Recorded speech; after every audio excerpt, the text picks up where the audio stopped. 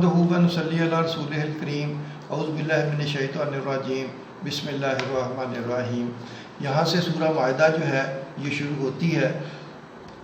شروع اللہ کا نام لے کر جو بڑا مہربان نہایت رحم والا ہے۔ اے ایمان والو اپنے معاہدوں کو پورا کرو، تمہارے لیے چرنے والے مویشی حلال کر دیے گئے ہیں بجوز ان کے جو تم کو پڑھ کر سنائے جاتے ہیں، مگر حالت احرام میں شکار کو حلال نہ جاننا، اللہ جیسا چاہتا ہے حکم دیتا ہے۔ مومنو، اللہ کے نام کی چیزوں کی بے حرمتی نہ کرنا، اور نہ ادب کے مہینوں کی، اور نہ قربانی کے جانوروں کی، اور نہ ان جانوروں کی جو اللہ کی نظر کر دیے گئے ہوں کہ جن کے گلوں میں پٹے پڑے ہوں، اور نہ ان لوگوں کی جو حرمت والے گھر یعنی بیت اللہ کو جا رہے ہوں اپنے پروردگار کے فضل اور اس کی خوشنودی کے طلبگار بنے ہوئے۔ اور جب احرام اتار دو تو پھر اختیار ہے کہ شکار کرو۔ اور کچھ لوگوں کی دشمنی اور اس وجہ سے کہ انہوں نے تم کو مسجد حرام سے روکا تھا، تمہیں اس بات پر آمادہ نہ کر دے کہ تم زیادتی کرنے لگو۔ اور دیکھو، نیکی اور پرہیزگاری کے کاموں میں ایک دوسرے کی مدد کیا کرو، اور گناہ اور ظلم کی باتوں میں کسی کے ساتھ تعاون نہ کرو، اور اللہ سے ڈرتے رہو، کچھ شک نہیں کہ اللہ کا عذاب سخت ہے۔ تم پر مرا ہوا جانور اور بہتا ہوا لہو اور سور کا گوشت اور جس چیز پر اللہ کے سوا کسی اور کا نام پکارا جائے، اور جو جانور گلا گھٹ کر مر جائے، اور جو چوٹ لگ کر مر جائے، اور جو گر کر مر جائے، اور جو سینگ لگ کر مر جائے، یہ سب حرام ہیں۔ اور وہ جانور بھی جس کو درندے پھاڑ کھائیں مگر جس کو تم مرنے سے پہلے ذبح کر لو، اور وہ جانور بھی جو غیر اللہ کے آستانے پر ذبح کیا جائے، اور یہ بھی کہ پاسوں سے قسمت معلوم کرو، یہ سب گناہ کے کام ہیں۔ آج کافر تمہارے دین سے نا امید ہو گئے ہیں تو ان سے مت ڈرو اور مجھی سے ڈرتے رہو۔ آج میں نے تمہارے لیے تمہارا دین کامل کر دیا ہے اور اپنی نعمتیں تم پر پوری کر دیں، اور تمہارے لیے اسلام کو بطور دین پسند کر لیا۔ ہاں، جو شخص بھوک میں لاچار ہو جائے بشرطے کہ گناہ کی طرف مائل نہ ہو تو اللہ بخشنے والا بڑا مہربان ہے۔ اے نبی، تم سے پوچھتے ہیں کہ کون کون سی چیزیں ان کے لیے حلال ہیں، ان سے کہہ دو کہ سب پاکیزہ چیزیں تم کو حلال ہیں، اور وہ شکار بھی حلال ہے جو تمہارے لیے ان شکاری جانوروں نے پکڑا ہو جن کو تم نے سلا رکھا ہو، اور جس طریق سے اللہ نے تمہیں شکار کرنا سکھایا ہے اس طریق سے تم نے ان کو سکھایا ہو، تو جو شکار وہ تمہارے لیے پکڑ رکھیں اس کو کھا لیا کرو، اور شکاری جانوروں کے چھوڑتے وقت اللہ کا نام لے لیا کرو، اور اللہ سے ڈرتے رہو، بے شک اللہ جلد حساب لینے والا ہے۔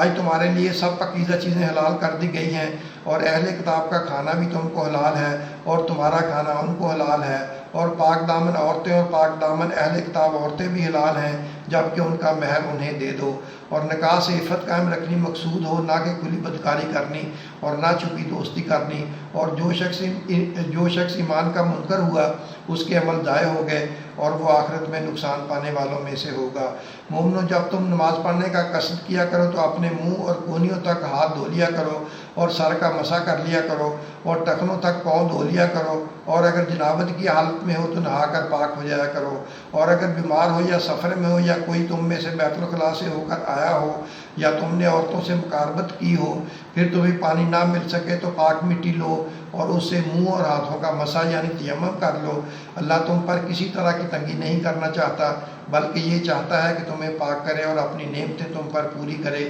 تاکہ تم شکر ادا کرو۔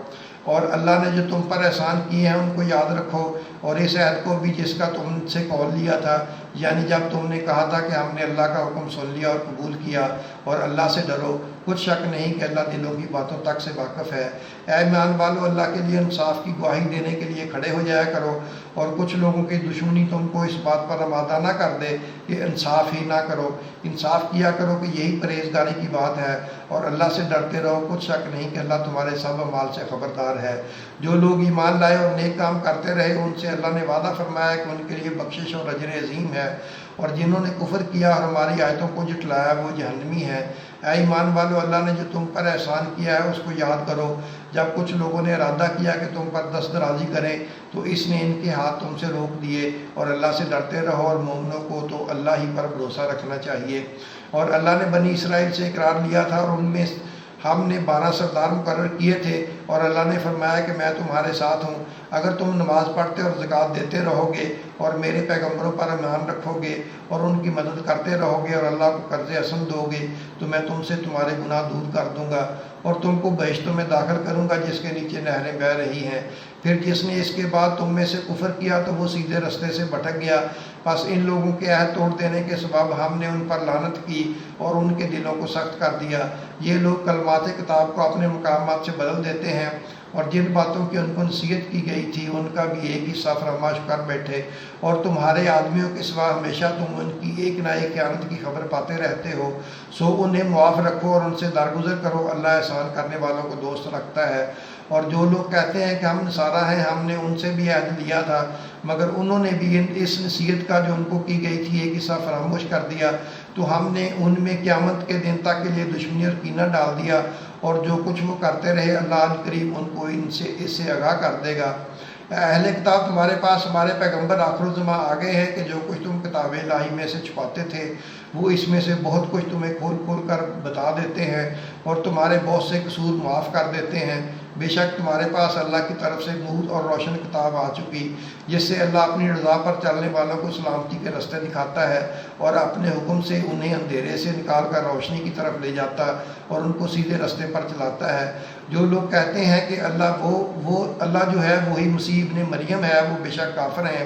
ان سے کہہ دو کہ اگر اللہ عیسیٰ ابن مریم کو اور ان کی والدہ کو اور جتنے لوگ زمین میں ہیں سب کو ہلاک کرنا چاہے تو اس کے آگے کس کی پیش چل سکتی ہے؟ اور آسمان اور زمین جو کچھ ان دونوں کے درمیان ہے سب پر اللہ ہی کی حکومت ہے، وہ جو چاہتا ہے پیدا کرتا ہے، اور اللہ ہر چیز پر قادر ہے۔ اور یہود اور نصارہ کہتے ہیں کہ ہم اللہ کے بیٹے اور اس کے پیارے ہیں۔ کہو کہ پھر وہ تمہارے گناہوں کے سوا تمہیں عذاب کیوں دیتا ہے؟ نہیں، بلکہ تم اس کی مخلوقات میں دوسروں کی طرح کے انسان ہو، وہ جسے چاہے بخشے اور جسے چاہے عذاب دے۔ اور آسمان اور زمین اور جو کچھ ان دونوں کے درمیان ہے سب پر اللہ ہی کی حکومت ہے، اور سب کو اسی کی طرف لوٹ کر جانا ہے۔ اے اہل کتاب، پیغمبروں کے آنے کا سلسلہ جو ایک عرصے تک منقطع رہا، تو اب تمہارے پاس ہمارے پیغمبر آ گئے ہیں جو تم سے ہمارے احکامات بیان کرتے ہیں، تاکہ تم یہ نہ کہو کہ ہمارے پاس کوئی خوشخبری یا ڈر سنانے والا نہیں آیا۔ سو اب تمہارے پاس خوشخبری اور ڈر سنانے والے آ گئے ہیں، اور اللہ ہر چیز پر قادر ہے۔ اور جب موسیٰ نے اپنی قوم سے کہا کہ بھائیو، تم پر اللہ نے جو احسان کیے ہیں ان کو یاد کرو، کہ اس نے تم میں پیغمبر پیدا کیے اور تمہیں بادشاہ بنایا، اور تم کو اتنا کچھ عنایت کیا کہ اہل عالم میں سے کسی کو نہیں دیا۔ اے بھائیو، تم ارض مقدس یعنی ملک شام میں، جسے اللہ نے تمہارے لیے لکھ رکھا ہے، داخل ہو چلو، اور دیکھنا مقابلے کے وقت پیٹھ نہ پھیر دینا، ورنہ نقصان میں پڑ جاؤ گے۔ وہ کہنے لگے کہ موسیٰ، وہاں تو بڑے زبردست لوگ رہتے ہیں، اور جب تک وہ اس سرزمین سے نکل نہ جائیں ہم وہاں جا نہیں سکتے۔ ہاں، اگر وہ وہاں سے نکل جائیں تو ہم جا داخل ہوں گے۔ جو لوگ اللہ سے ڈرتے تھے ان میں سے دو شخص جن پر اللہ کی عنایت تھی کہنے لگے کہ ان لوگوں پر دروازے کے